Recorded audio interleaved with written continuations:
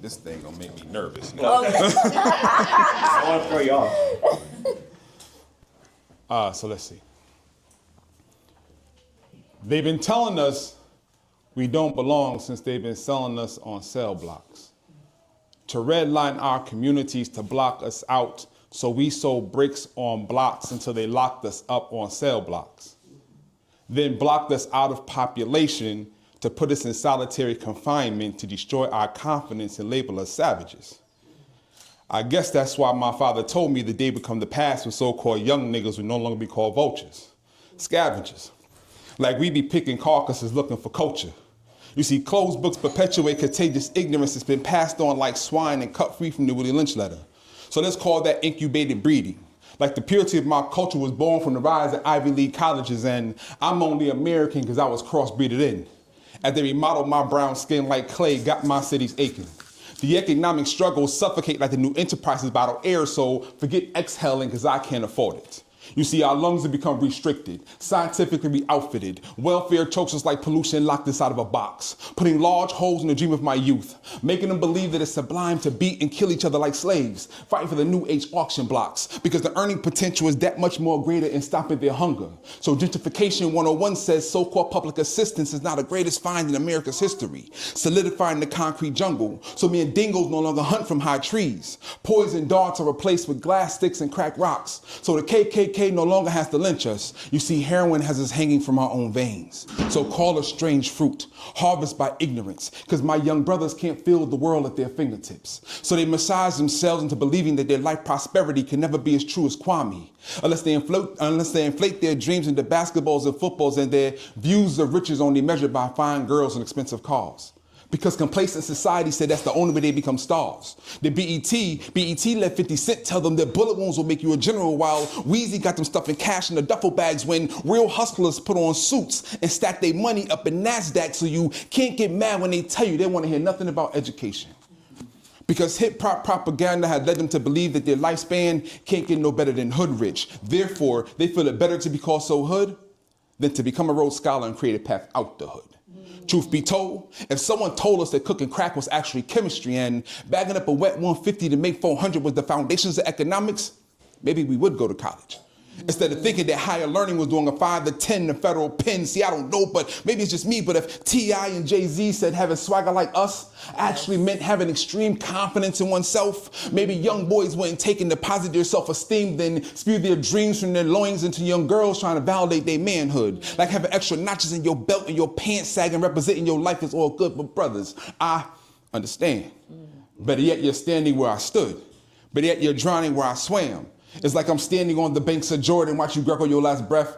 See, I can't push these poems out fast enough to reinflate your chest. So let's call it death by abandonment. A generation of people that treat their children like Jesus and show them no acknowledgement. So neighborhood cross streets now become their crucifix. So let's call them the Passion of the Christ, because they're dying before they show the world their true potential. So I send these poems up as melodic hymn notes, asking my God to be forgiven. Because the truth is, the reason why they incarcerate us and call us vultures is because we're scavenging on the garbage that we're given.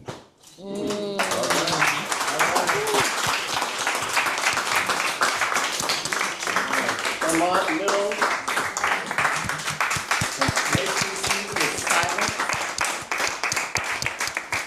All right, thank you so much, Vermont. That is a wonderful segue to our guests. Let me introduce the two of them. Barbara Fair is the director of Stop Solitary Connecticut, a grassroots organization focused on criminal justice reform and the carceral system for over 4 decades. Barbara was born and raised in New Haven. She is a graduate of Southern Connecticut State University with a master's degree in clinical social work. Rahisha Bivens is a social justice advocate who started advocating for changes in the justice system in 2017 after her brother was incarcerated and held in isolation. Rahisha was a board member and digital organizer with Stop Solitary Connecticut for over 3 years, leading organizing to raise awareness of the harms of solitary confinement. She continues to serve formerly incarcerated people through her trauma therapy practice and advocacy agency. Please welcome Rahisha and Barb. And it's real, right? The pain that impacts It's real. So I just want to ground myself for a second because I didn't expect myself to get moved. But when you're not in community, there's an invisibility that's there. And when you're in community, there's more power there. So I just thank y'all for being here. For me, I grew up wanting to be a part of the civil rights movement. I was always enamored with how we were able to make change in this country. And when I got to college, I quickly moved from studying psychology, which I felt was focused on individuals as the source of their problem, to social work, because it aligned with my values and realizing that oppressive systems really are a major cause and contributor to the problems that we face as Black and brown people. Before organizing, I was still organizing. On my college campus, I went to CCSU for undergrad. I remember being here when I was in college because I was on the e-board for our Black Student Union, and I was here for the Black Solidarity Conference. So it looked different. The expression of it was different. I was, cared about, our people having access to higher education, and I was organizing on campus. I went to UConn for my master's, and I did study community organizing. I was working a lot in medical social work because that was where I could get a job, but my heart was always in organizing, and I was even doing that as a medical social worker in those systems that I would work in, and really teaching people, how to work in a humane way with people dealing with problems and loss and biopsychosocial issues. Yeah.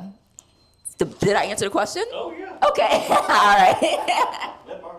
Okay. I have to say, when I think back, when you asked that question, who was I before that? I was the oldest of 8 children in my family, immediate family, and I grew up and had 11 children of my own. And so I feel like I've been organizing all my life. That's why, I guess that's why it comes so natural for me. But beyond that, beyond organizing my sisters and brothers and then my own children, I think the organization probably started even in school, because I went back to school after all my children were, just about adults, and went to Alberta's and Southern, and there I was in a class with all, young students. First of all, that was scary. I said, oh my God, can I keep up with these young people? How old were you, Bob? Probably in my 30s, late 30s, early 40s. And I said, can I keep up with all of these young students? Well, to tell the truth, they couldn't keep up with me. Because they actually said to me, we learned more from you than we did from the books. Because I didn't grow up in the books. What they were talking about in the books, I had already lived. And that's what made it so easy for me going through college. I went through on the dean's list all the way through, got all kind of awards and everything. And many times I never read the book because I didn't have to read the book because I lived it. I lived beyond the books that were written out there. So I even feel, even then I was organizing because I was trying to inspire students to get involved with this kind of work. Then I started, I joined this group of young women. This was way back when there was one prison in Connecticut. We called ourselves Citizens for Humanizing Criminal Justice. And it was my real entry into the criminal justice system because my brother, a year older than me, had gotten arrested and went to prison. I didn't know anything about prisons at the time, so it was a lot for me to learn, so I joined this group. And one of the things we did in that group way back then, before it became a business, is we had trailers set up on the prison ground. So on weekends, people could sign up. It was then mostly men then. The men can sign up to spend the weekend with their families. So that was one of the huge successes I had just as a young person organizing. And so from there, it gave me a lot of courage. I said, wow, we can really make change. And so later on, again, now the prison has really grown into a business now, just a warehousing of the people who are suffering from mental illness, drug addiction, poverty, That's what prisons are now. So we'll never get that humanity back. But I've been trying to work to at least, I don't say reform anymore. I started out, I maybe did about 30 years of trying to do reform work, till one day I realized reform work really wasn't changing anything. Reform means that things are looking different, but we're still doing the same thing. So now what I do is, how do we dismantle this beast? Because that's what it is. And we have to start from the ground, from the roots up, which were planted in racism. And so until we can address that part, there's a lot of work to be done beyond that. And so it's been decades of doing this kind of work that I started out working with people in California, critical resistance. And Did you go to I read that. Did you go to the 98 conference in Berkeley? yeah. I was at that conference. Oh, you was? Yeah. Oh. So you aware of the chapter that we tried to start here in New Haven with some Yale students? I wasn't aware of that chapter because I only know critical resistance from California because I went to school in California. Yeah, so from going to that conference, we tried to get a chapter here in New Haven. Oh, really? With some Yale students. But when the students left, there's me standing by myself, so that was the end of that. Yeah, okay. But I've worked with groups around the country doing this organizing. But the latest real thing that has taken over my life has been around solitary confinement. Right. And a lot of that, as a result of my son, at the age of 17, was put in Northern. It was a Supermax that we ended up getting that shut down. But he was put in there the day he turned 17, and it broke him. We've had many conversations about what happened to him in there. I believe I'll never really know everything, but bits and pieces, it did break him. Yeah. And he actually said to me one day, he said, "Ma, the 17-year-old that went in Northern is gone. That person was lost in Northern." And so he said, if I can just get myself to 75%, and that's just so painful to even remember him saying, if I could just get back to 75% of who I am, I'll feel good. And they don't have anybody on the outside. And so I think about them. And so that's why this work will continue for me.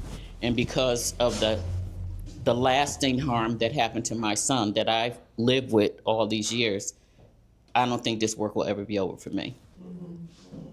Let's stay with that a bit, and then I also want to hear how you shut down a whole prison. But let's talk about the work, because there's the work in terms of the structure itself, the prison, but then there's also the work of what it does to people, internally. Your son says the 17-year-old is gone, right?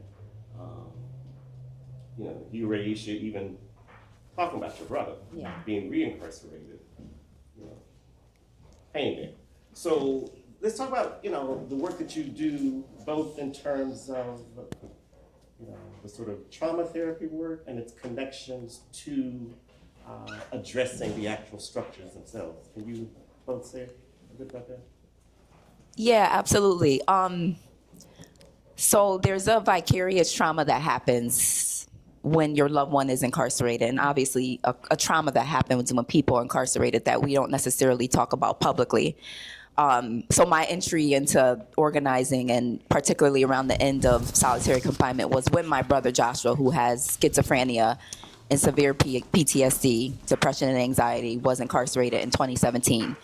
And I remember when he was first incarcerated, just the nights that I couldn't sleep because I was intrinsically connected to him.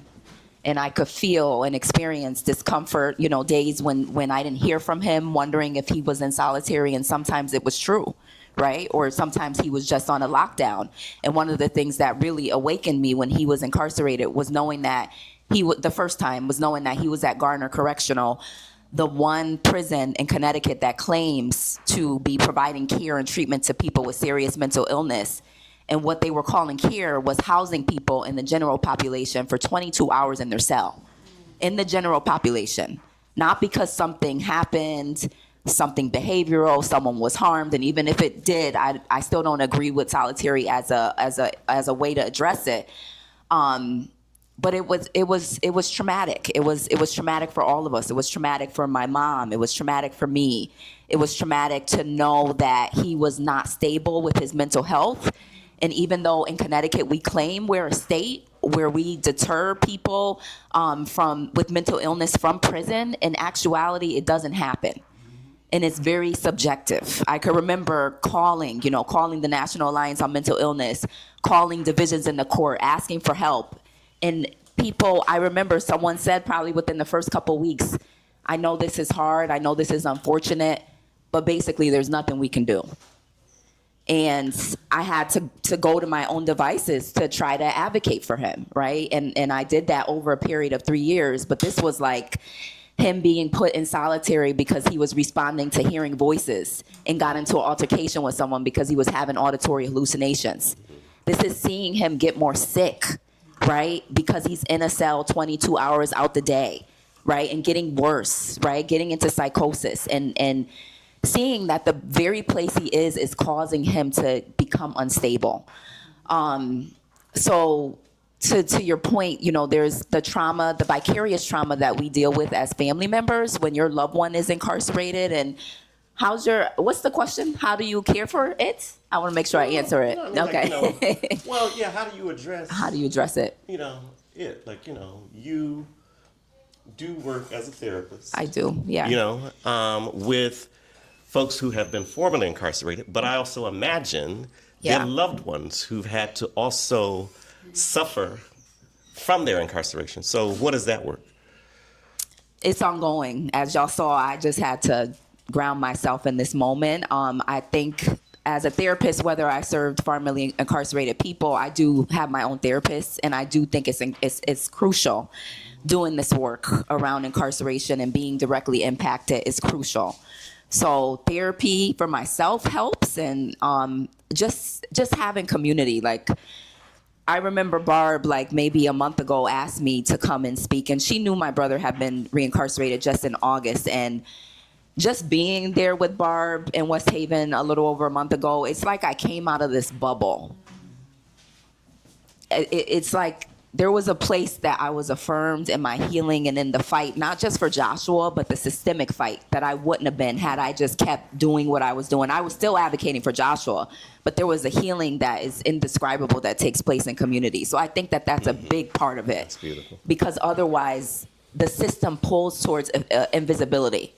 He's incarcerated on a technical violation.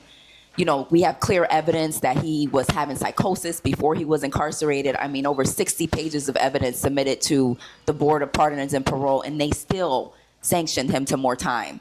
And there's a pain there that is in this country, as a Black and brown person, even when you have a documented mental health issue, you're still treated as a criminal, as you're to fault and to blame for the challenges.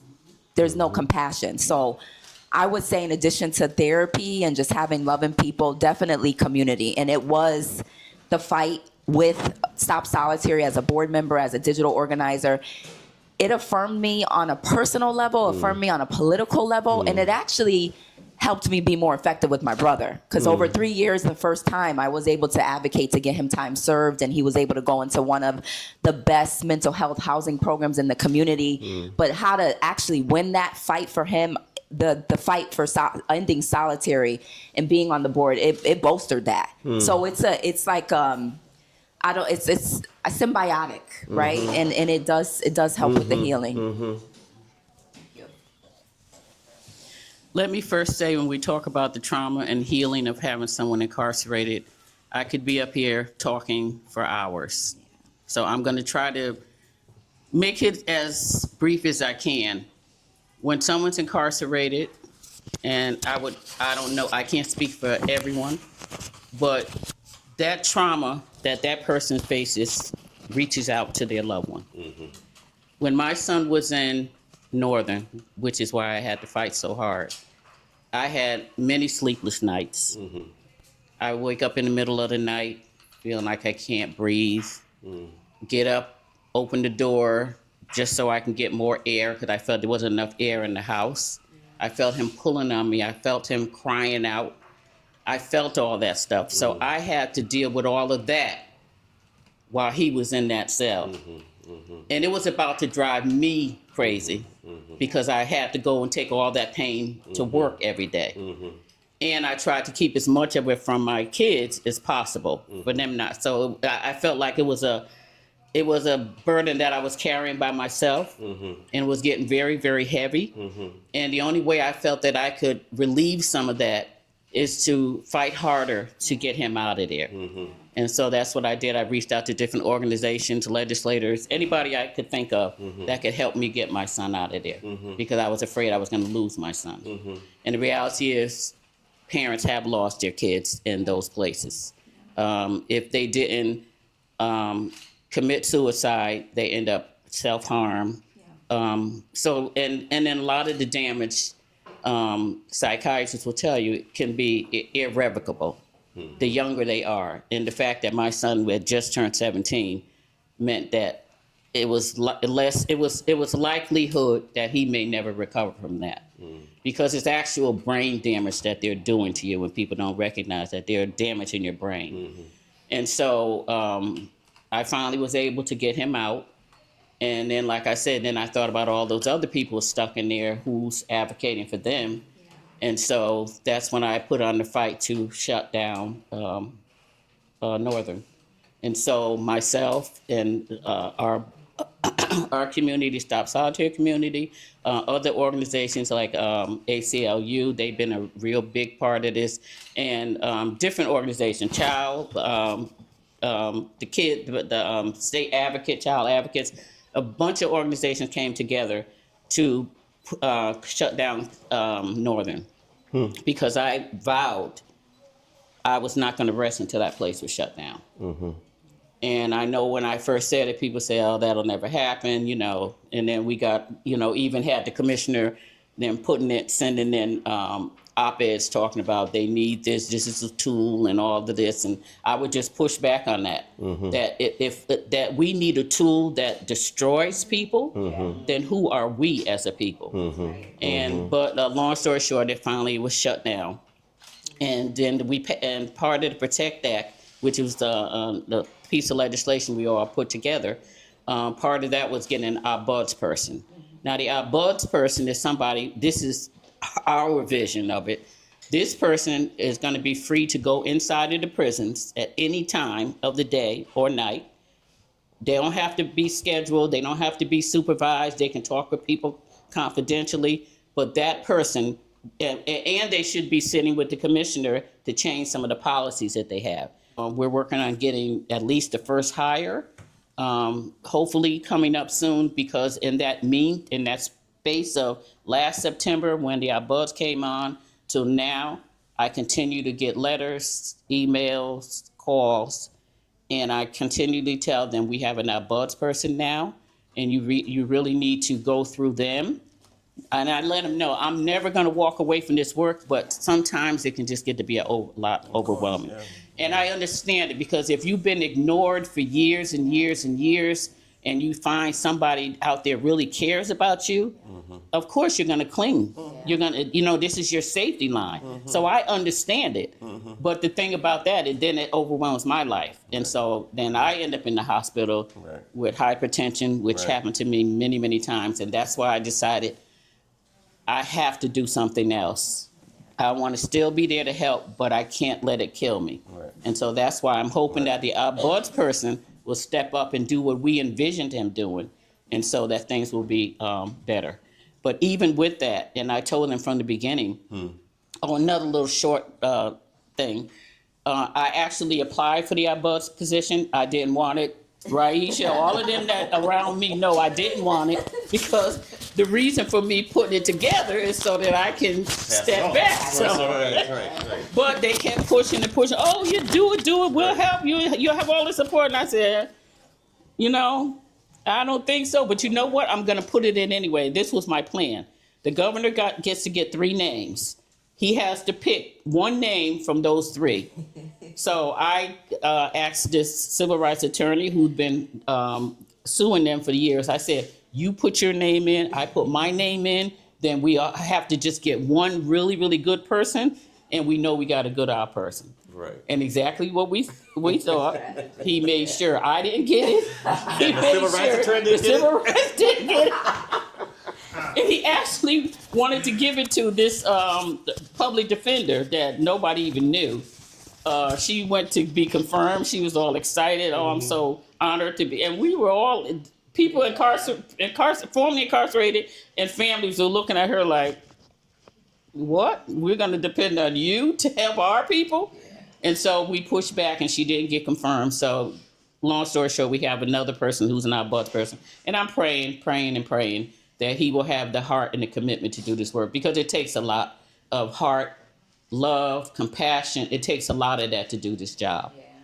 And to do it right. And so that's where we are. And as far as healing for me, that was one of my ways of trying to relieve myself of some of the trauma. Because one thing about me, I'm an empath, and people who know what empath is, I absorb people's pain. So as people are telling me their stories, it's inside of me, and then more and more telling me their stories. Are you a Pisces? Are you a Pisces? No, but a Libra. Best people.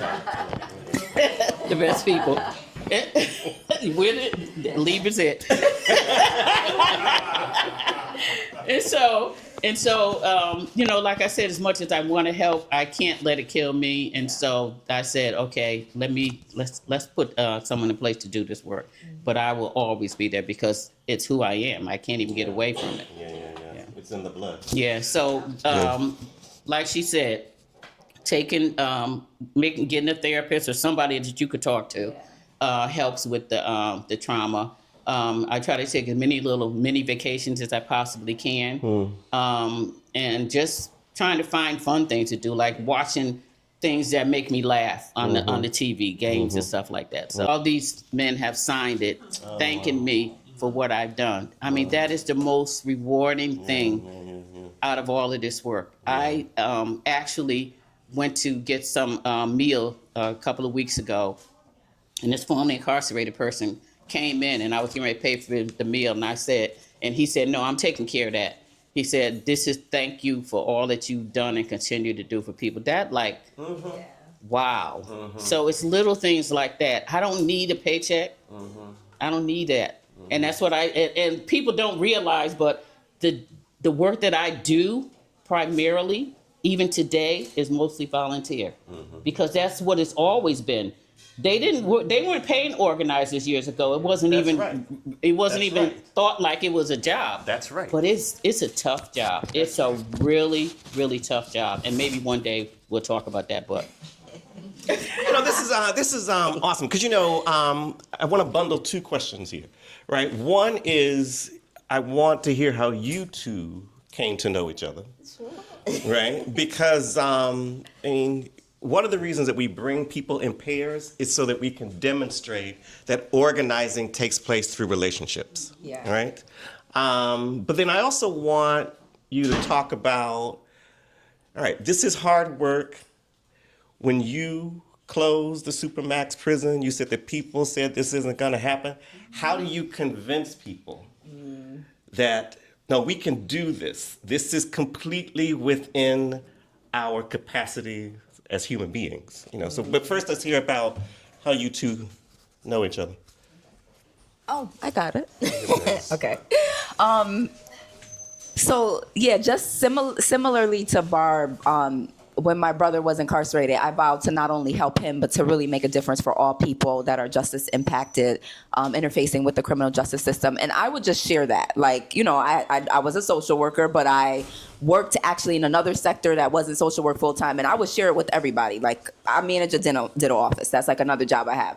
So I just would share. Like, my boss knew, patients knew, this is what I'm committed to. And one day, I think a person that worked in my office knew about my commitment, and someone we were serving actually was a patient in our office, and she connected us. And this was someone that was already on the board for Stop Solitary, and we got into conversations, and I was invited to a meeting and invited to become a board member, and that's when I met Barb. So that's how it happened. And then from there, like Rahisha said, she took on a position of on weekends organizing through like a Zoom link? Yep, or what? yep. Yeah, Yes, organizing people from across the state to come and get involved with the work that we were doing. And so, and then that lasted for a while, and then she stepped aside, and I can't say she got away from the work because I feel like she's still a part of the team. And so that's why I reach out to her when we're talking about these kind of incidents, because I know where her heart is and I know her struggle, and it's similar to my struggle. So that's one of the ways that we really kind of stay in tune with each other. And so when you talked about having someone, for me to choose someone to sit down and have this conversation with, the first one I thought about was Rahisha. Can I say something to that? Yeah, sure. I did not expect you to be who you are. Like, I didn't expect you to be, a younger woman. Oh, okay. Because I said to Barb, I said, Is that because you think I'm so old? I thought you were gonna pick a peer, No, don't escape that question. Hold on, let me not. No, but this is also about the beauty. This is about the My daughter's beauty. 22, y'all, by the way. So. This is about the beauty of cross-generational relationships, all right? But I was really moved by that because I think, this is the first, kind of cross-generational pair that we've had, up here on this platform. Interesting.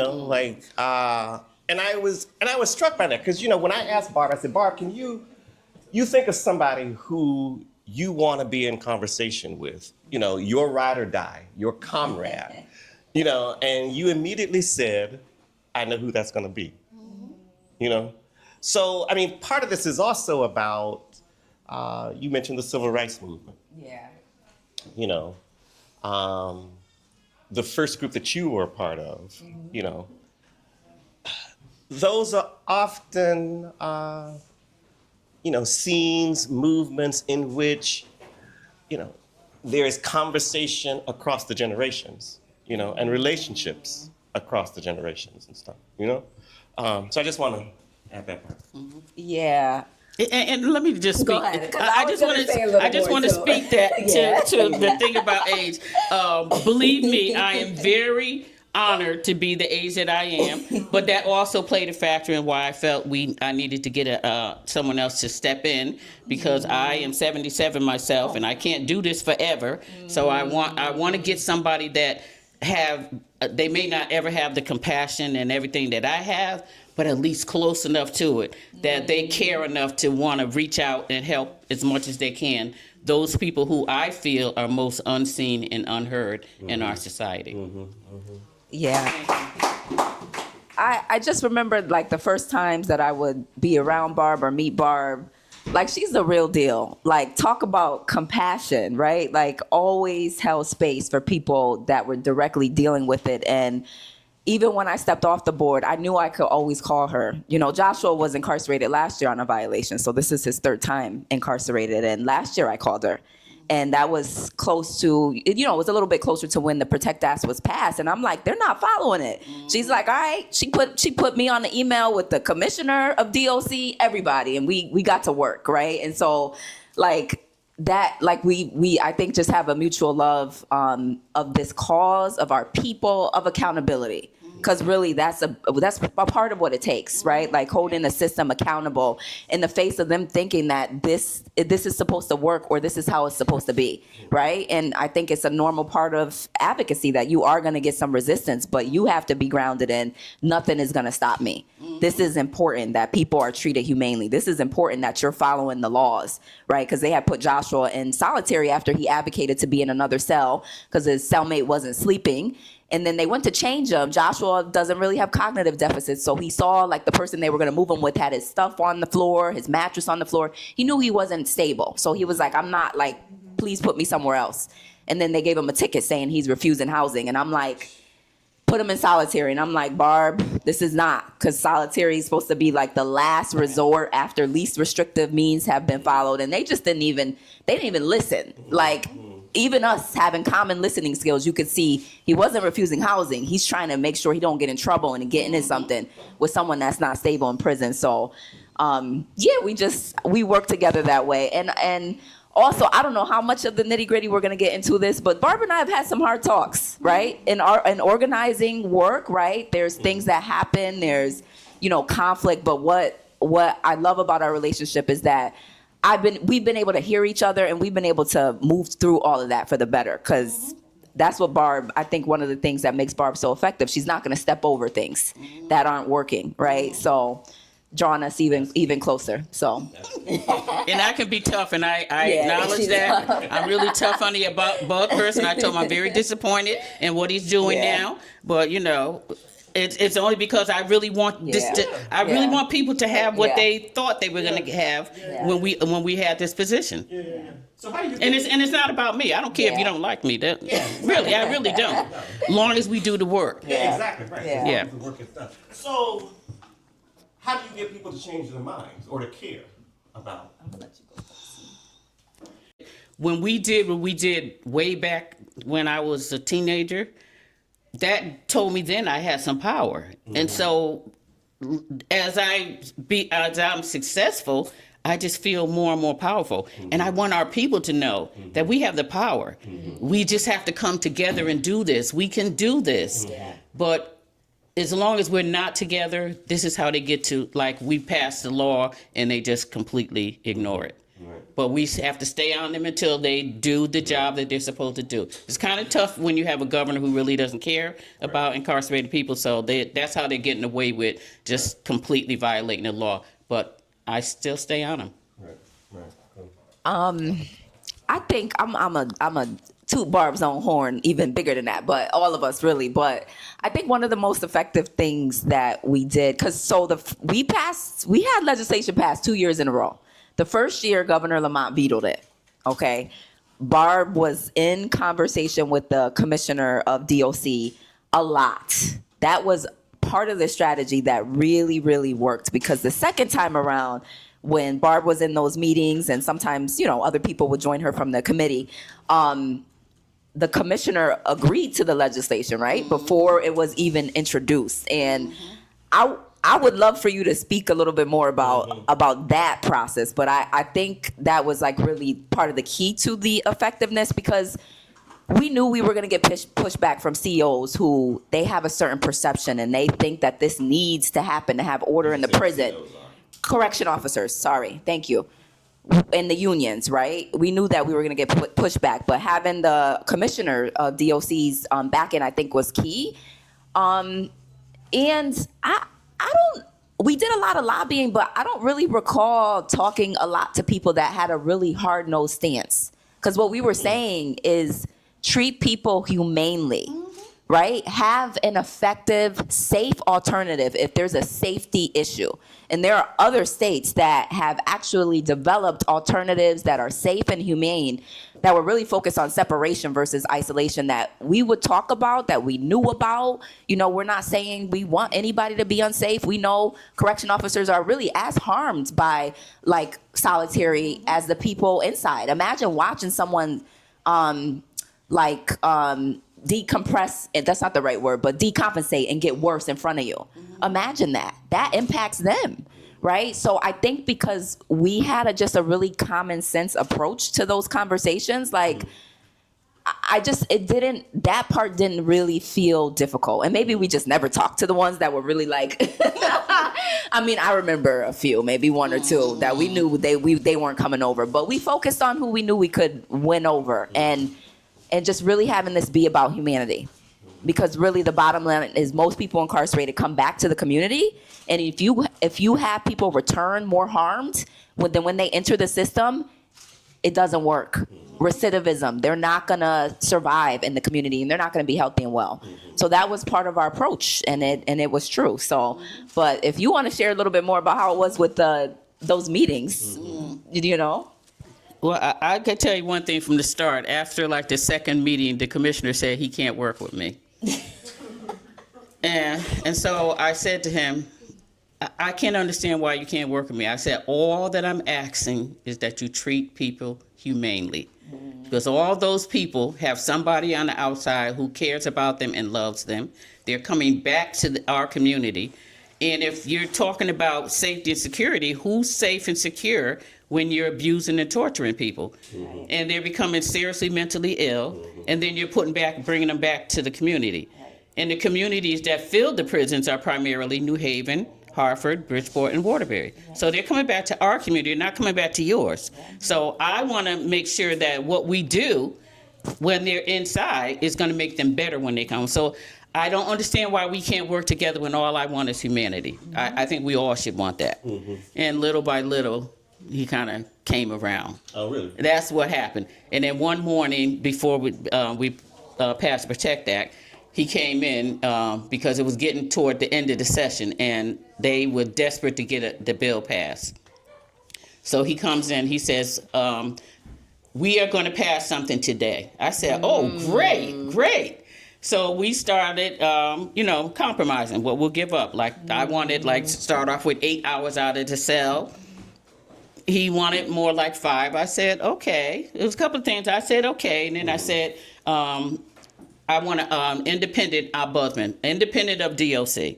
He said, well, that's not going to happen. I said, oh, okay. Well, I have to let you know, if I can't bring that back to the people, I feel like I haven't done anything. Because you can promise me the world, but if you don't have somebody in there that's holding you accountable, then it's totally wasteful.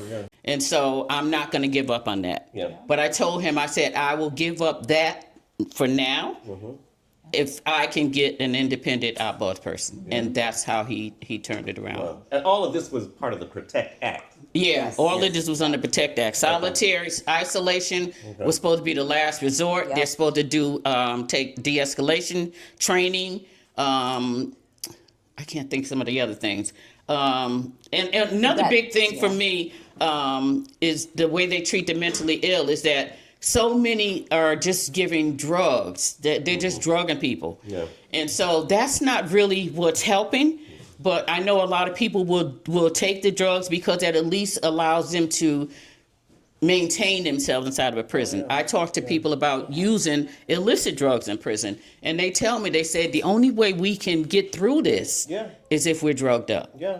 And so that's why you see a lot of drug use inside the prison, because people are trying to maintain. Yeah. And once they maintain and get outside, then we got to talk about how do we heal. Right. We're really good at maintaining, but healing part is not happening to a lot of people. And that's why, like, one of the things, I have a monthly meeting once a month, stops out here in Hampton. And at the end of that meeting, I always play this song, Healing. I can't think of his name, who sings it. This young kid, he just won the, on TV for the music show. I can't think of his name. Kendrick Lamar? No. No. Okay. No. He's very popular. If I can remember his name, you'd know. He just won. You know this the show where they pick the singers. Yeah. American Idol. American Idol. Okay. He just won American Idol, and you should hear his song Heal. Oh my God! It just gets you. And so I know that we have a lot of healing that needs to happen in our community. We just can't overcome. We have to heal. Right. And so I use that as my ending for each one of my meetings to just play that song. That's awesome. That we keep getting incarcerated with mental issues because they close down almost all of the mental hospitals, mental facilities, and they defunded most of the mental programs that was funded in the community. So trying to heal that part before they even get to where you're fighting for is part of the root that you talked about that we have to nurture at that point. So somehow, somewhere, we have to find a way to get healing mental health situations happening again, because they're not here. You go in, you talk to someone, they give you a pill, they send you home. You're addicted to drugs, you go in, they give you something to try to hold you back, they send you back. There's no actual healing going on. So then you go back, and then you end up getting into prison. Now they offered me a job. I was gonna go as a nurse in the prison system. I think I finished talking to a couple people. I was like, there's no way on God's green Yeah. I can work in that Yeah. in that facility. Yeah. Because my mouth is too big, and you're not doing right by people. Yep. And I'm gonna have. I should have went because we need someone inside. I should have, but my heart wouldn't be able to take it. Yeah. So yeah, we have to heal. The healing needs to start out here. Yeah. You probably made the best decision Yeah. in not going in, because what I find many times people go into those systems and they think they're going to change things, and what happens, they become changed. Yeah. And Yeah. so I never want to be changed. I asked, because I talked to correctional officers also, and I remember asking one of them, how do you get past seeing people in cages? Yeah. That's the part I know I could never be the buzz person, because I'd have to see people in a cage and go home and be okay with that. That's right. And I said, I know I can't do that. Yeah. But you have to do what they want you to do. Yeah. And so I said to her, I said, how do you get past that? And she said, after a while, you don't even see the cages. I said the same thing. Yeah. I can't. Similar. If anyone gets the opportunity, I do a lot of work inside of business as far as poetry workshops and stuff like that. One of the craziest things to me is that when I walk through and I hear that clang behind you, that's the most scary feeling that you ever want to have in your life, to walk in something. You're free. I can go home, but to hear that gate close behind you, something completely different. Yeah, I just thank you. Thank you for what you're bringing up, Sharma and Barbara, what you added. There's 10 times as many people with mental illness in prisons than in mental hospitals. And so there's a whole other systemic issue that Sharma is speaking to. I actually did a documentary that's on YouTube to address that, right? It's no accident that Garner is like around the corner from one of the largest mental health hospitals that was at one point running in the state of Connecticut, Fairfield Hills, like 5,000 people, and it was shut down. So now we have this problem of people with mental health issues not getting what they need, and their mental illness is being criminalized. Literally, and I share this because I know this is a systemic issue and not just a personal issue. Literally, the day before my brother was violated by parole, he was having psychiatric instability. He went on the street at 3:30 in the morning because he thought he was hearing his girlfriend's voice inside where he lives. And his team assessed him 2 times that day for psychiatric hospitalization, and they chose to not hospitalize him. Now, why? Because they didn't believe me. They didn't believe that he was hearing voices. They had a bias because he's a black male. And it happens every day. Literally, the psychiatrist, I'm going to bat with her at 3:00. Like, you know, she said something like, I don't know if I could trust this report. And I'm like, well, you trust me? And she's like, I don't know. You don't want him incarcerated. I'm like, that doesn't mean I'm lying to you about the fact that he's not himself and he's screaming to me because he thinks he's hearing his girlfriend's voice, and he's never said he was going to harm his girlfriend in the past. And it's a problem because we also in the mental health system need to address that there's bias that exists that prevents people from getting what they need in the system. If you don't see me as human, regardless of what my diagnosis says, you're not going to help me. You're not. So I think that is a big part of the issue. And then with the parole system, which is an extension of this like school to prison pipeline, ain't no way we should be spending thousands of dollars to incarcerate people on technical violations. Right. We got money in the state. Right. Create alternative institutions, right? Like my brother did need a timeout. His meds did need to be adjusted, but he didn't belong in prison, right? And a lot of people they don't need to be in prison for that type of thing. So, thank you. And I quickly want to just add on to that. Years ago, there was a commissioner that I had a really good relationship with, and that's when my son was in there. And so I asked him, I said, I wanted to come in and have a meeting with the people who were treating my son. So they set up the meeting. I went in, sat down with the doctors and nurses and everybody that was treating him. And I said, can I see his file? And so I opened up his file, and I'm going through the pages. And depending on who was treating him, it was a different diagnosis. Yeah. So I said, so how are you treating my son when depending on who's seeing him, it's a different diagnosis? Yeah. And so as a result of that, we started looking at the medications they were giving him. Some of them were starting to poison his blood system. Would never have known that if I hadn't went in and questioned and advocated for him. And so they started taking them down on those meds and stuff. But it was only because I went in there and advocated for him. So if people don't look into what's going on with their loved ones inside, there's no telling what they're doing to them. And one of the biases she was talking about, and this has been research, that black men will more likely be given a diagnosis of schizophrenia than anything else. So if you believe what they tell you, you'll treat your child or whoever for schizophrenia, and that's not even what they have. What they have is more like depression, anxiety, which they had given my son schizophrenia. And then I was telling the doctors, letting them know that I'm a clinical social worker, so I know a lot about this stuff. And they waited. They didn't believe me, or you're the mother. Of course, you're not gonna believe it. I said, okay, well, we'll see. And as time went on, they said to me, you know what, you're right. He should be getting treated for depression and anxiety, and not schizophrenia. But if you don't know this stuff, so many people are being damaged in these systems. That's right. And what the ones that really get me are the ones in Manson Youth, the children that they're doing this to. So when they come back home and they're out of control, the parents don't know what to do with them. They're ready to give them back to the system. Well, how many of you took your child aside and said, what happened to you when you was in there? And I wonder how many could say that they even asked their child what happened to them. Because they can't, the strip search alone, forced nudity is bad enough. We have a big campaign now going on for this young man, J. Allen Jones. I tried to make him a household name because he was beaten to death inside of Gardner.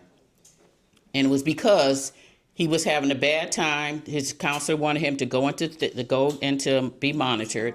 He went in to be monitored, and she said everything was fine.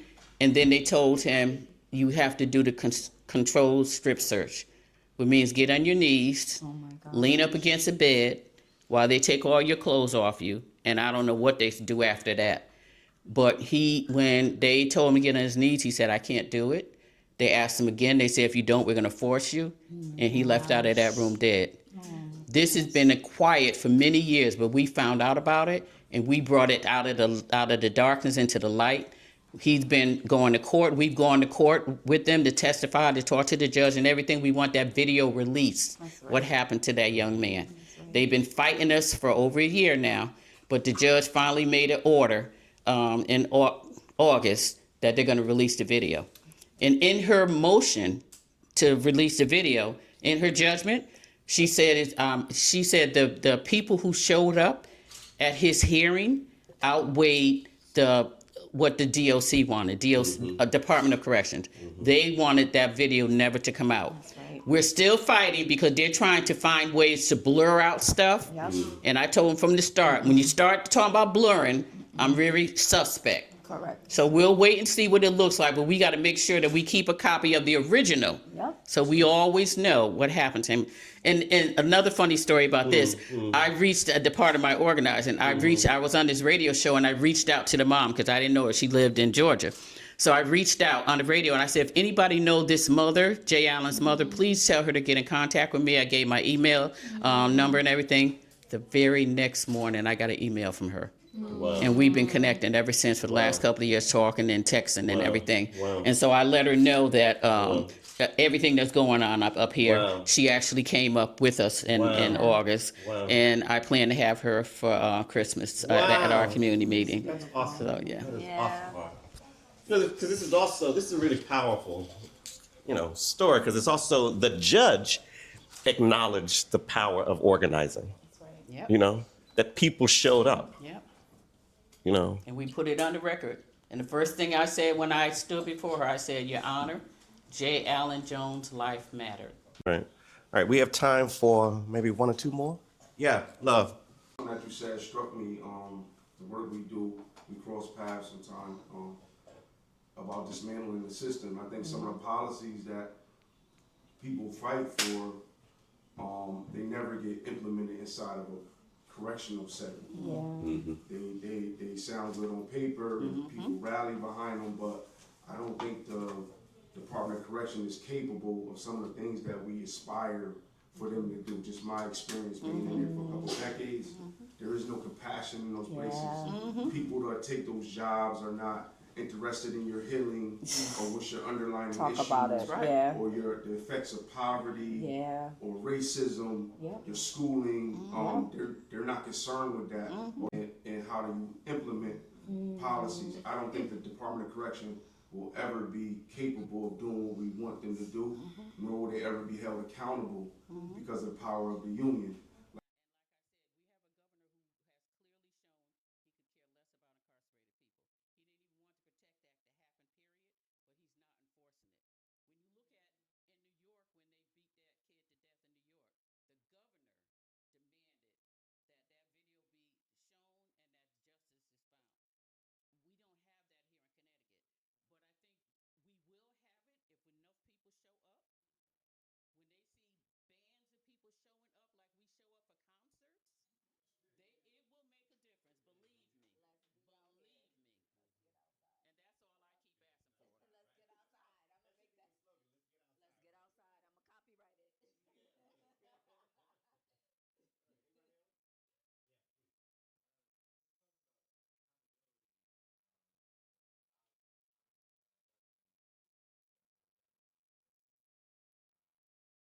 And we don't even have any staff or anything yet. Okay. What do you think can be done to make them more effective? Is it the lack of staff or just the systemic issues that they're going against?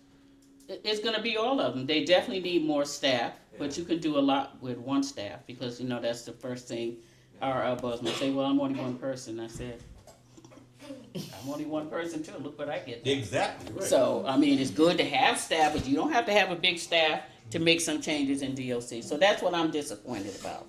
That it's been last September and you don't have not even 1 staff.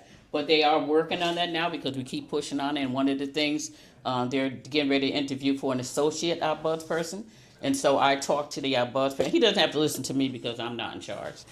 But, I give him my opinion. Called him Alpha, Alpha, Alpha right? John. Alpha and Ray Boyd. I said, you need to at least have them on that committee. Because some of the people that are showing up for that job are former police officers and former correctional officers. So I said, you need somebody who's been inside Correct. to be on that panel, because they know the red flags. Yeah. They know the BS when they see it. Right. And so Right. at least he listened to that. But like I said, I'm not in charge, so he doesn't have to listen. Yeah, no, that's right. And like love, Alpha is one of mine. I love it. Just like tear it all down, and you have to look to reform. And so I guess how you can think about that on just an individual level, and then how it affects your work. And if you can educate people on how they were rooted and how it all began, then they can see it. I tell people it's like having a tree that you planted with racism, inferiority, black inferiority, white supremacy. You planted that in the roots. And the tree grew. And reform for me is clipping off a branch and thinking we've changed something. Yeah. You haven't changed anything because you still have it rooted in that. So we can just educate people on how this system is rooted. Well, many of the systems, probably all of them, Yeah. are rooted in this. Yep. And we can educate ourselves about that and start pushing back against that. That's the beginning. It's going to take a lot to dismantle this beast that's been around hundreds of years doing what it's doing. So it begins there. But we got a lot of work, and you have to believe in the ability to change. Because if you come with the attitude, we'll never change them, they'll never change, well, you defeated yourself. That's right. That's a good question.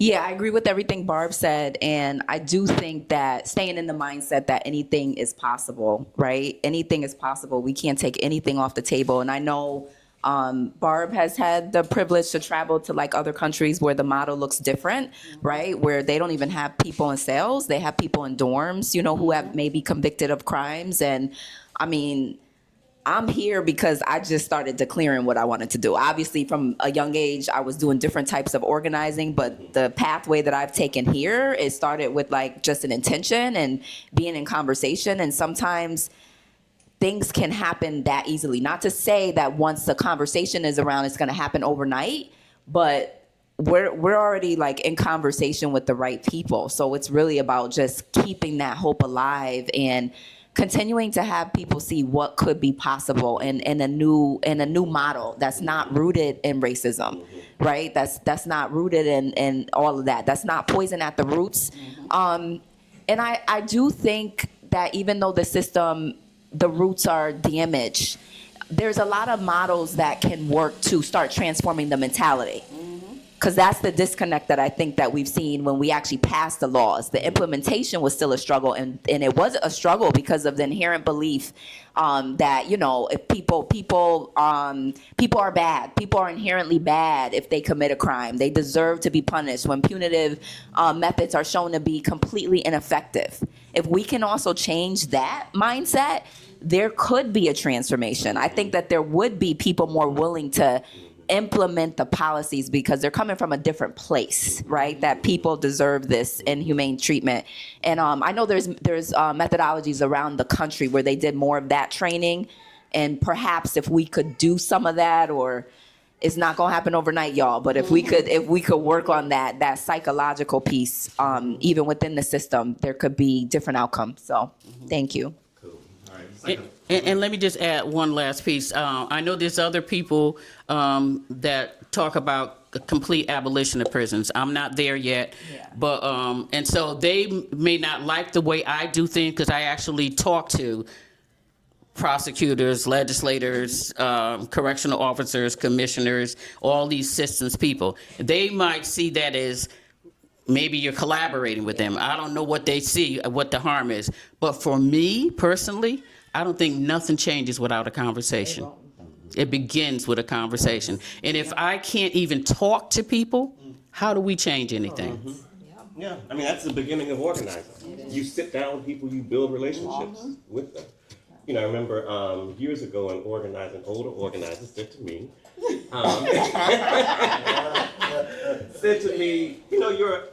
your first asset is your will. Yeah. Like if you don't assume power, nothing will actually change. That's right. Around this stuff. All right, so please thank our wonderful guests.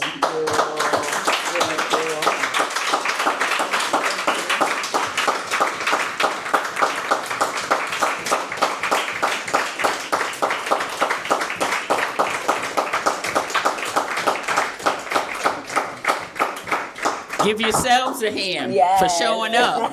Really. Thank you for showing up. We're honored by the work that you do, and we're honored that you show up. We're going to ask Charmant to take us out with another poem, if he would.